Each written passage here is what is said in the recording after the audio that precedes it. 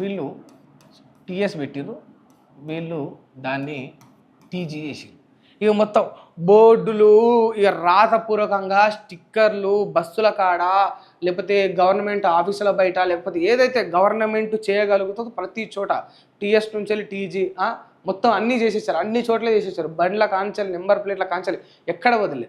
ఈ గాదే ఇన్నయ్య గారు తెలంగాణ ఉద్యమకారులు గతంలో ఆయన ఇంటర్వ్యూ చేసినప్పుడు ఆయన ఒక మాట చెప్పిండు, ఒక లిస్ట్ రెడీ చేసుకొచ్చి చెప్పిండు, ఈ టీఎస్2 టీజీ చేయడానికి కాంగ్రెస్ గవర్నమెంట్కు రఫ్గా ఆయన రెడీ చేసుకుంది.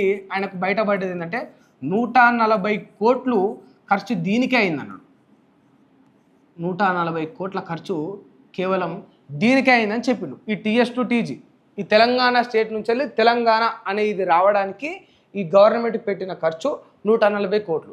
ఇప్పుడు ఈ 140 కోట్లు ఈ పేరు ఇటు నుంచి వెళ్ళి ఇట్లా పేరు మార్పు జరగడం వల్ల, టీఎస్2 టీజీ అని పలకడం వల్ల ఏం గొప్పగా అయిందో అనేది వీళ్ళు చెప్పాలి. ఈ కాంగ్రెస్ ఎమ్మెల్యేలు చెప్పాలి, ఎంపీలు చెప్పాలి, ఇక ఎమ్మెల్సీలు ఉంటే చెప్పాలి. నిన్న మొన్న జర్నలిస్టులు కూడా ఎమ్మెల్సీలు అయిపోయినా అందరు చెప్పాలి. నిజంగా వత్తాసు పలకడం కాదు, వాస్తవాలను బయట పెట్టాలి. ఎప్పుడైనా కూడా వత్తాసు ఎవడైనా పలుకుతాడు 10 రూపాయలు ఇస్తే. జూనియర్ ఆర్టిస్టులు కూడా వేస్తారు, 100 రూపాయలు ఇస్తే యాక్టింగ్ చేయరా బాబు అంటే వాహ్ అన్నా అంటారు. వీళ్ళది అట్లే ఉన్నది, చెమ్మచక్క చారడేసి ముగ్గ లెక్క. ఇక అస్సలు మచ్చున మాట్లాడుకుంటే ఈ టీఎస్2 టీజీ చేయడం వల్ల తెలంగాణ బిడ్డలకు ఎంత మంచి జరిగింది.